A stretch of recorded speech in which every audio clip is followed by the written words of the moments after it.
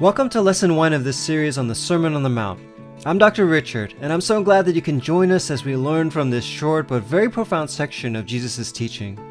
Now today we're going to study Matthew chapter 5, verses 1 through 16. And so let's just go ahead and jump right in verses 1 through 3. Seeing the crowds, he went up on the mountain, and when he sat down his disciples came to him.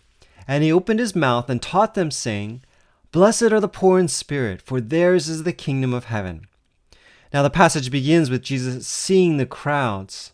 And so we can infer that everything that Jesus says and does in this passage is at least partially in response to the needs of the crowds. And so what did Jesus do? Well, he went up on the mountain, positioning himself in such a way that the crowds can hear him. And then he sat down, taking the traditional position of someone who's teaching. And Jesus begins his teaching with these 8 statements that the church has traditionally called the Beatitudes. Now, the word beatitude, it simply means a state of supreme blessing.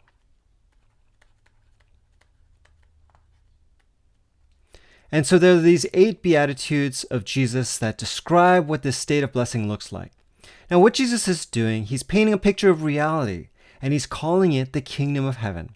And so you can think of each of these 8 statements of the Beatitudes as individual brushstrokes, filling in the picture of what the kingdom looks like and what it means for us to live in that kingdom. So I'm not going to go into too much detail, but I only want to look at each of these statements to the extent that it helps us to understand the overall picture of the kingdom that Jesus is portraying. For example, Jesus uses this word blessed throughout the passage and throughout these 8 Beatitudes. But he doesn't exactly define what blessedness means or what a blessing is. Now, theologians have pointed out that the word can mean a state of happiness or having the attention of God or a number of other meanings. But because Jesus didn't define it, I'm not going to define it either. Instead, Jesus describes the state of blessedness with multiple examples. He says, blessedness is being comforted. Blessedness is being satisfied. Blessedness is seeing God. Now, again, he's painting a picture with multiple brushstrokes. So let's just keep our eye on the overall picture of the blessed state of the kingdom. Now, there's just one more detail I wanted to point out here before going on. Jesus says that the blessedness of the first beatitude is the kingdom of heaven. And then again in verse 10 with the last beatitude, that the blessedness of that beatitude is also the kingdom of heaven. Now, Jesus is not just being repetitive here. There is a literary device called an inclusio, in which an element is repeated in the beginning, and again it's repeated at the end. And what it means is this is the main point of everything in between as well. And so it's not just the first beatitude that's about the kingdom of heaven or the last, but everything in between as well is about the kingdom of heaven. And that's the picture of reality that Jesus is painting here, the picture of the kingdom of heaven. Now, please don't misunderstand. Jesus is not describing the state of blessing only after you die and go to heaven. If he were talking about that, he would have just said heaven and not specifically kingdom of heaven. And by kingdom of heaven, he's referring to, he's referring to this spiritual and perfect eternal reality that we'll experience when we go to heaven. But it's a reality that's being established physically here on earth already as his kingdom. So don't think of this state of reality as only spiritual and only in heaven, but this is also how Christians are to live today. And this is the type of world that we as members of the kingdom should be working towards shaping this world into. Now, with that in mind, let's look again at verse 3.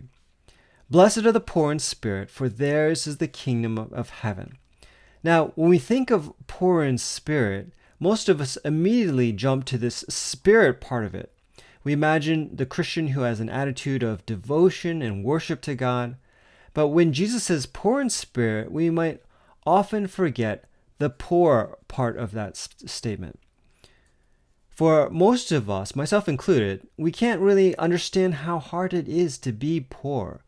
I've never personally felt that sense of anxiety or desperation that I'd have if I didn't have the means to feed my family or to maintain a home. Now, I can only imagine how that would feel. But now put it in spiritual terms. To be poor in spirit is to recognize that we are desperately needy, that we have nothing to offer, no way to sustain ourselves, so much so that we are completely and humbly reliant upon God. That is being poor in spirit. And Jesus teaches that being poor in spirit is essential to the kingdom of heaven. It's quite the opposite of our normal understanding of reality, in which we think we're supposed to be as strong and self-sufficient as possible. But instead, it's being intimately aware of our own weakness and insufficiency and desperately relying upon God that we can count ourselves as members of the kingdom. So let's go on to verse 4. Blessed are those who mourn, for they shall be comforted. Now, in today's world, we take it for granted that there is this comfort for those who are mourning. That's not easy, and it still hurts, of course. But whatever tragedy causes us to mourn, we can still get past it. We can have confidence that it'll be okay in the end. And even more than that, in our society today, we make it our goal to insulate ourselves against suffering. We entertain ourselves, medicate ourselves, social media ourselves, to the extent that when we do experience a tragic event, sometimes we don't even feel it. That is not how it was in Jesus' day. When something bad happened, you could not say, it's all going to be all right in the end. Because more often than not, it was not going to be all right. The death of a family member could mean the whole family falling into poverty. A loss of a season's crop could mean everyone is sold into slavery. At any moment, a natural catastrophe or invading army or any random accident could mean the end of it all. And when bad things happened, they were really bad, such that in many cases there was no comfort. So to understand Jesus' meaning, we need to strip away all of our modern sources of comfort, our entertainment, our vacations, our social media, and our personal pleasures.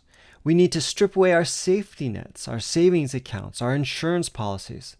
Strip them all away, and then what will be our comfort? Ultimately, when Jesus talks about those who mourn, he is not talking about giving them stuff or making them happy or somehow making up for their loss. But just like the first point, the blessed state of those who mourn is in fact this same kingdom of heaven. That yes, of course, our earthly losses still do hurt.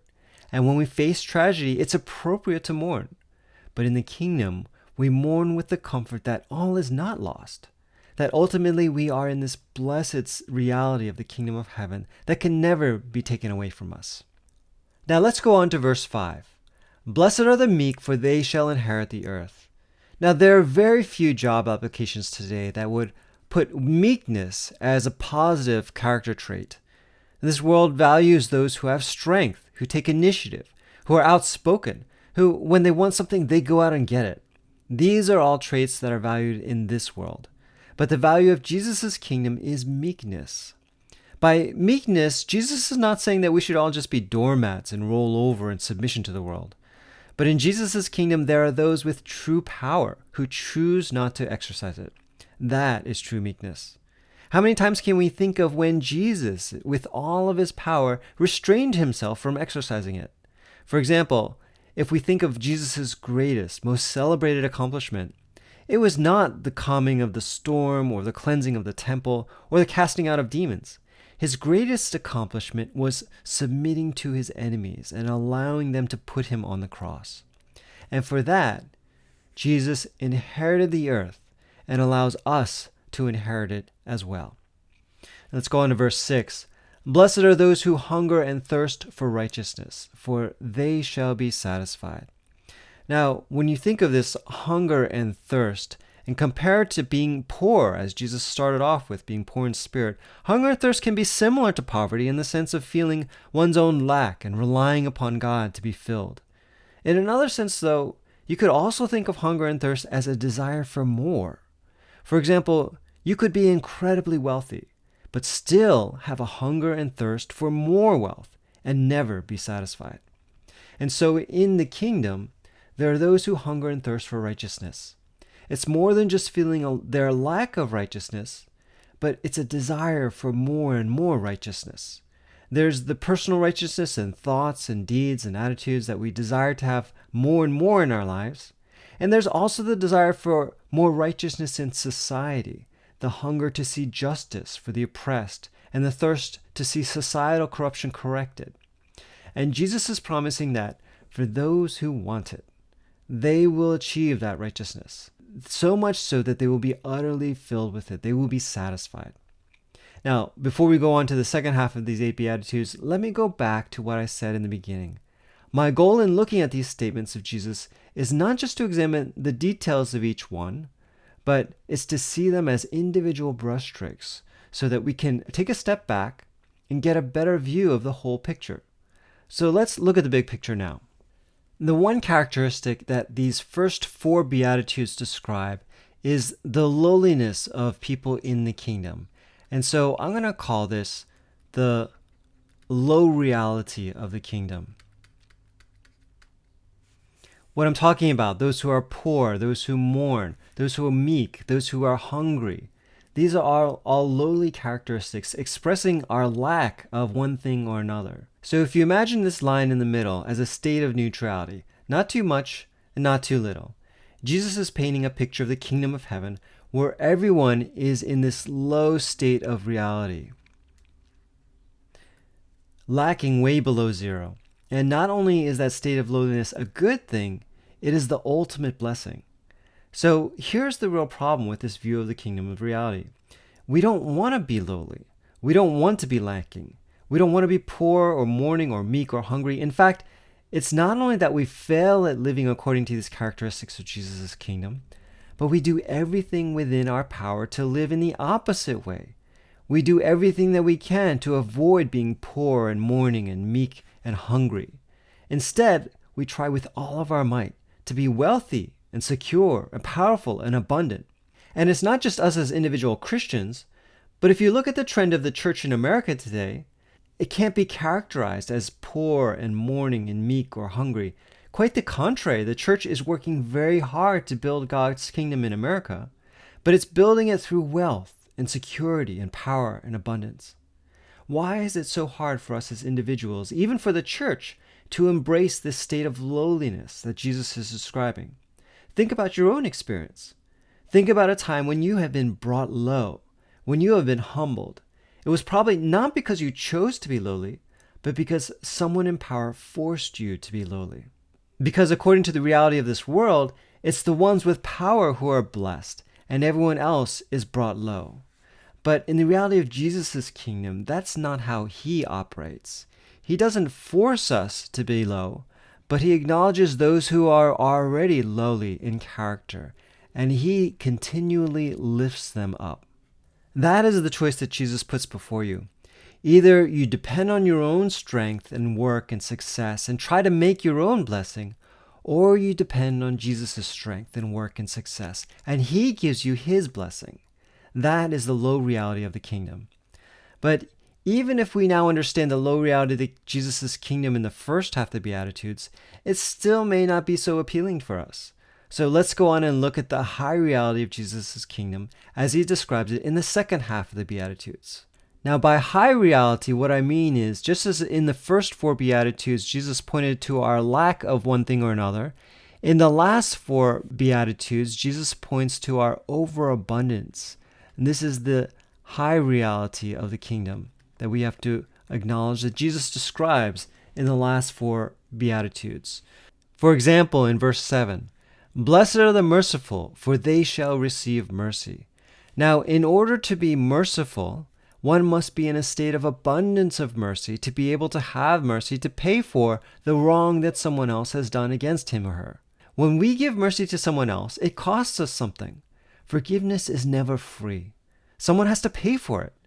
Any time that there is a wrong committed, either the one who committed the wrong pays for it, and that's what we call judgment, or the person who is wronged pays for it, and that's what we call mercy.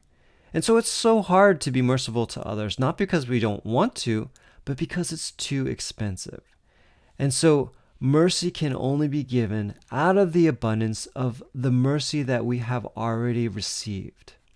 Now, verse 8, "Blessed are the pure in heart, for they shall see God." Now, for 1,000 years leading up to the time of Jesus, the people of God lived by very strict and specific laws defining what purity meant. These laws dictated everything from what you could eat to what you could wear to what activities you could do and not do, all in an effort to maintain purity. And the purity of the people of God was directly related to the presence of God within their midst. God literally lived among them. His presence filled the Holy of Holies, the inner chamber of the temple in Jerusalem. But absolutely no one was allowed to see God because no one was that pure. Those who attempted it immediately dropped dead in God's holy presence because they were not pure enough. So for Jesus to claim that those in the kingdom would be so pure of heart that they could actually see God, that's to claim an incredible abundance of purity. Now let's look at verse 9. Blessed are the peacemakers, for they shall be called sons of God. Now think about what a peacemaker is. A peacemaker is an intermediary between two sides that are fighting each other. And ideally, the intermediary is not involved in the conflict. And so he's someone who already has peace. So the peacemaker must have an abundance of peace and then voluntarily choose to step into the conflict in order to bring about peace for others. And then verse 10. Blessed are those who are persecuted for righteousness' sake, for theirs is the kingdom of heaven. I'm sure that all of us would agree that to live for righteousness is a good thing, but only to a certain extent. If we're too devoted to righteousness, that is, if we have an overabundance of righteousness and a desire to bring about righteousness for others, then we'll start to upset those who don't live by righteousness. In particular, there are those who gain success by unrighteous means, and they'll begin to feel threatened by this promotion of an overabundant righteousness. And the result will be persecution. This is the high reality of the kingdom. Those who live in God's kingdom have an overabundance of mercy and purity and peace and righteousness. And out of that overabundance, they're pouring it out into the world in order to make the world more and more like the kingdom of heaven. Now, living according to this high reality of the kingdom may seem like a really nice thing for someone else to do, but for most of us, it probably sounds way too much for our own lives. I'm sure anyone would want a little bit of mercy and purity, peace, and righteousness in their lives, but not that much. Not to the extent that we'd have to pour it out on others or even be persecuted over it. And I can imagine your hesitation over this idea because we all know that it's far too rare to find anyone who's actually living like this. So if you were the only one who were actually living like this, of course you'd get resistance from the world, even persecution from it. But can you imagine if everyone lived like this? Imagine if every time you made a mistake, someone was willing to give you mercy. If you didn't need to worry about who is out to get you because everyone is pursuing purity. If every time you had a conflict, someone was willing to jump in and work towards peace.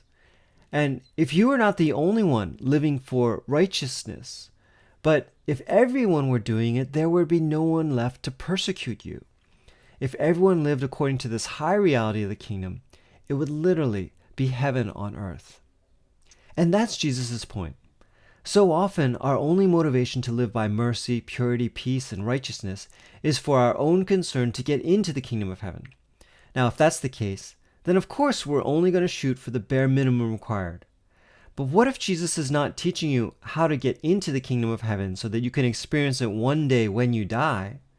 What if Jesus is teaching you how to build the kingdom of heaven right here on earth so that you can experience it here and now, and even more so when you go to heaven? Now, if that's the case, then you would go all out. We'd be shooting for heaven itself so that we can experience it here on earth. Now that we've examined the individual brushstrokes of the second half of the Beatitudes, again, let's take a step back and look at the big picture. In particular, let's look at Jesus' own role in making the kingdom a reality. As we look at the two sides of Jesus' picture of the kingdom, we have a problem. The problem of the low reality of the kingdom is that we don't want to live in a state of lacking. But the problem of the high reality of the kingdom is that we can't ever hope of achieving this state of abundance. With both sides of this picture of the kingdom of heaven, Jesus has portrayed a reality that is impossible for us. And so what hope do we have of ever joining this kingdom of heaven? Jesus gives us that hope in verses 11 and 12. Blessed are you when others revile you and persecute you and utter all kinds of evil against you falsely on my account. Rejoice and be glad, for your reward is great in heaven. For so they persecuted the prophets who were before you. Now, verse 11 seems almost like a repetition of verse 10, except that in verse 10, we're persecuted for the sake of righteousness. But in verse 11, we're persecuted for the sake of Jesus. And what Jesus is saying here is that he is the very righteousness that is required to enter the kingdom. And the same pattern follows for all of the Beatitudes. In verse 11, others will revile you and persecute you, utter all kinds of evil against you falsely. Now, this is all the low reality of the kingdom, all the things that we don't want. But because of my account, Jesus says, even though we don't want all of these things, we will receive them for the sake of Jesus. And in verse 12, we'll receive joy, we'll be rejoicing and be glad. We'll receive this great reward in heaven. This is all the high reality of the kingdom, all the things, the overabundance that we want to have, but we can never even hope to be worthy of. And again, even though we're not worthy of them, we will receive those as well for the sake of Jesus. Jesus not only teaches us about the Beatitudes, he fulfills them for us. So Jesus not only describes the reality of the kingdom for us, but he fulfills that reality in order to give it to us. Jesus was already the king of the kingdom with all of its spiritual wealth and power, and yet he became poor in order to give that kingdom to us as well. Jesus was already in a state of eternal comfort, and yet he left his comfort from heaven and he entered into this mournful experience in order to give that comfort to us as well. Jesus didn't need to inherit the earth. He was already Lord over it, and yet in absolute meekness, he allowed us to inherit it as well. Jesus hungered and thirsted for more and more righteousness in this world, so much so that he even went to the cross in order to satisfy our need for righteousness. In order for Jesus to show mercy to the whole world, he was denied mercy and received the judgment that we deserved instead. Jesus was the only human being who ever lived who is truly and fully pure of heart. And yet, instead of seeing God, he was cut off from his relationship with God the Father in order to give us that relationship with God. Jesus was the ultimate peacemaker who left his state of perfect peace in order to enter the conflict between God and humanity and establish eternal peace as the one and only true Son of God. And Jesus lived out righteousness to such an extreme that he was also persecuted to such an extreme, all so that we could receive the kingdom of heaven. Are you still feeling like this low reality is still too low for you? Then remember that it was Jesus who perfectly lived out this low reality of the kingdom, and utter poverty, mourning, meekness, and hunger. And he lived it so perfectly because he knew that you and I fail to live in this low reality every day. And are you still feeling like this high reality is too high for you? Then remember that Jesus perfectly lived out this high reality as well, in perfect mercy, purity, peace, and righteousness, so that he can give this reality to us who don't deserve it, and yet he filled us up with it in abundance. So every time you're feeling like you could never humble yourself low enough for this low reality of the kingdom, look again at the cross. And every time you're feeling like you can never be worthy enough to achieve the high reality of the kingdom, look again at the cross. It's Jesus' sacrifice on the cross that fills this gap between low and high in order to fulfill them for us. And then finally, when we receive this blessed state of the kingdom through Jesus' perfect work on the cross, then what would be our natural reaction? You are the salt of the earth, and you are the light of the world. If we receive this much grace from Christ, if he has suffered and sacrificed this much to bless us, then our natural reaction should be that we share it with others. That the kingdom that we experience with all of its blessing would spread to others. And as a result, others too would give glory to the Father. That others too would join the kingdom and become salt and light of that kingdom as well. This is the reality of the kingdom of heaven. Hopefully what we've seen in this first lesson is that Jesus' Sermon on the Mount is not just a philosophy, it's not just some wise sayings, it's not even just a code of ethics. The Sermon on the Mount is Jesus' blueprint for transforming this world to become more and more like heaven, empowered by his own perfect sacrifice on the cross.